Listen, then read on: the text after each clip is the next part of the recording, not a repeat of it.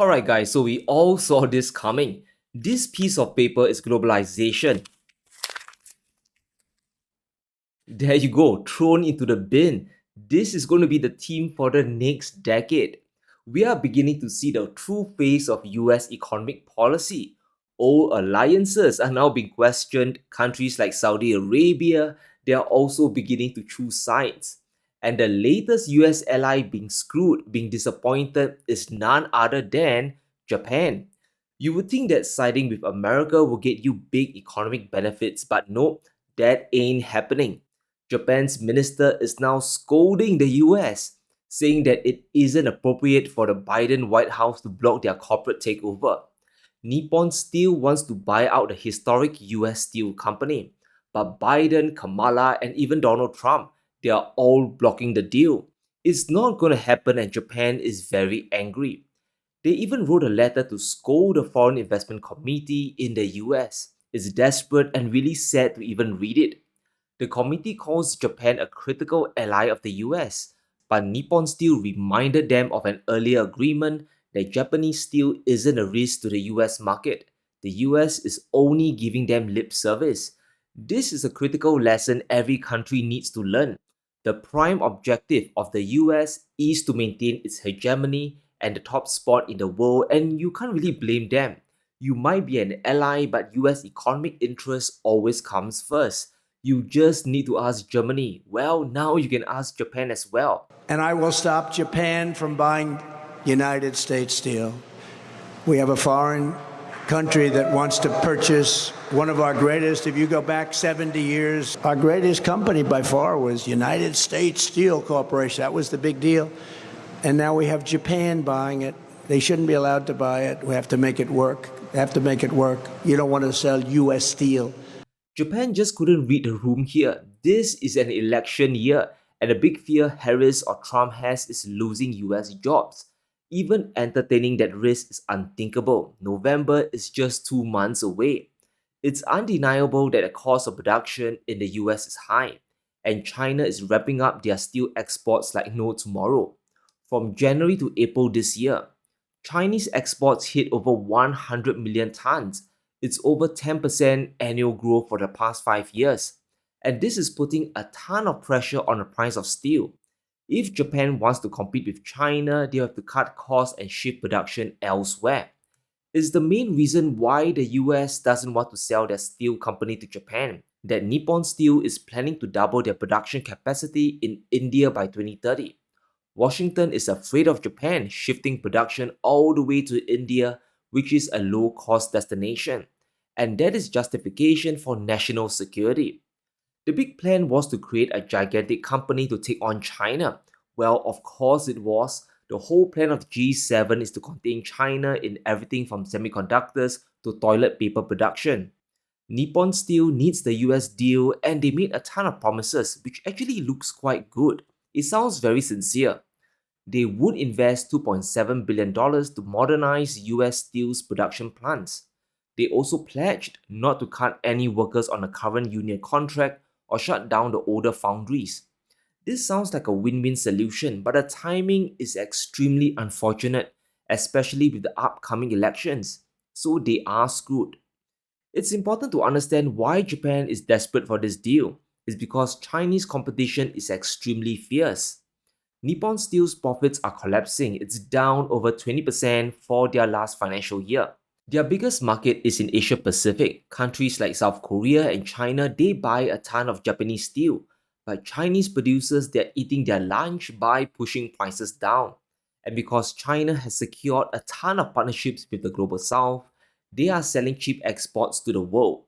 Countries in the Belt Road Project are consuming more and more Chinese steel.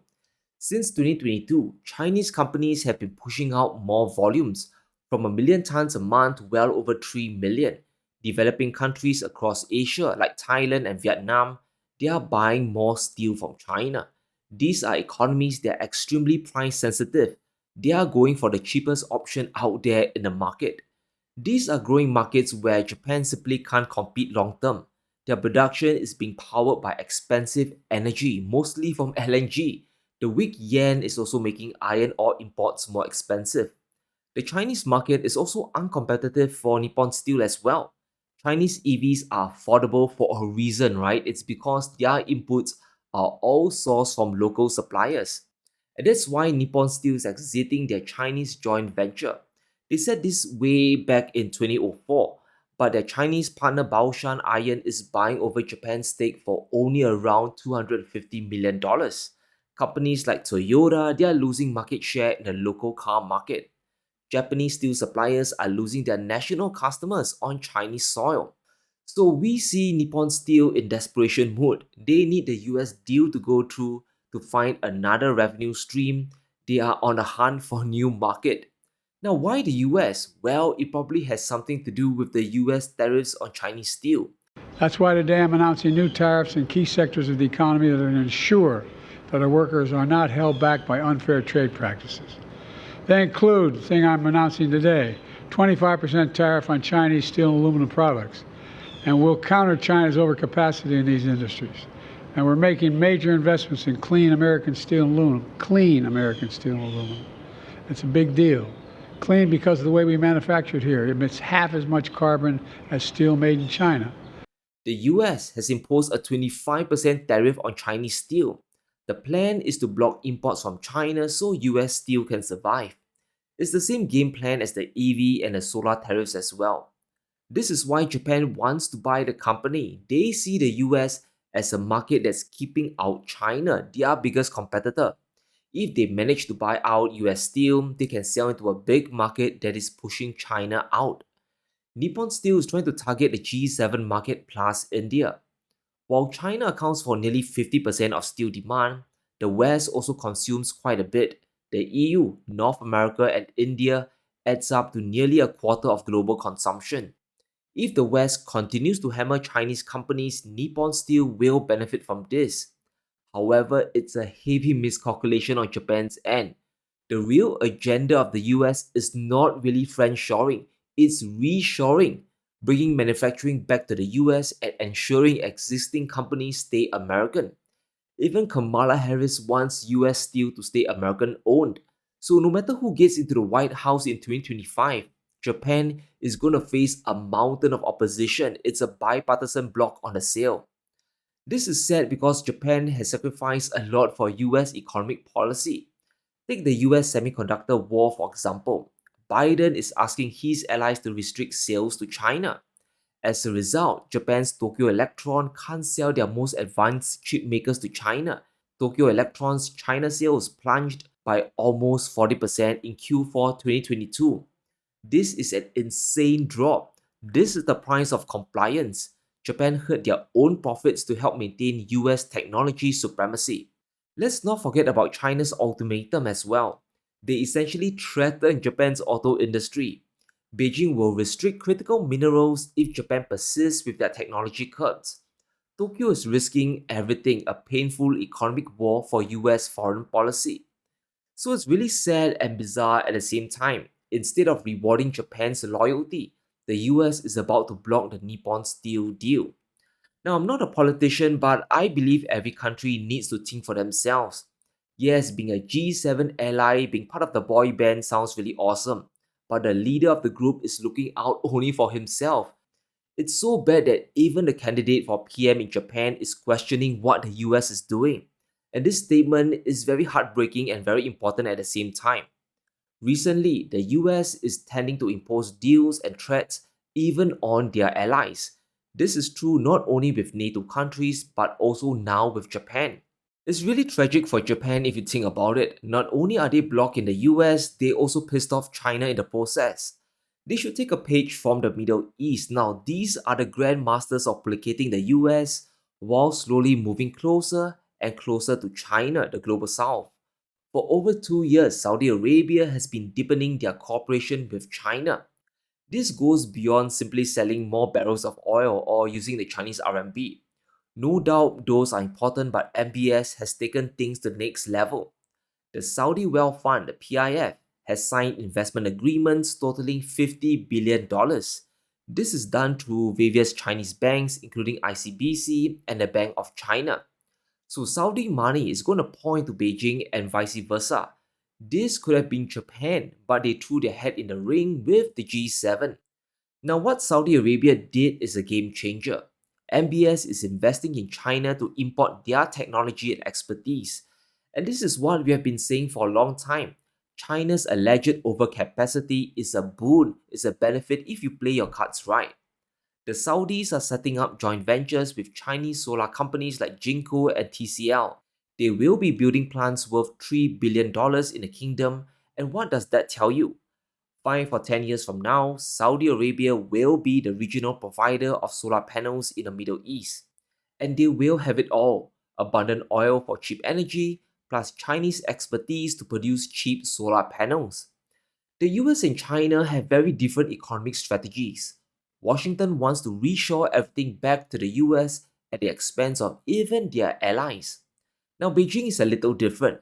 Because they are already the world's factory, their plan is to move outward and offshore their production. They want to be more indispensable to the world.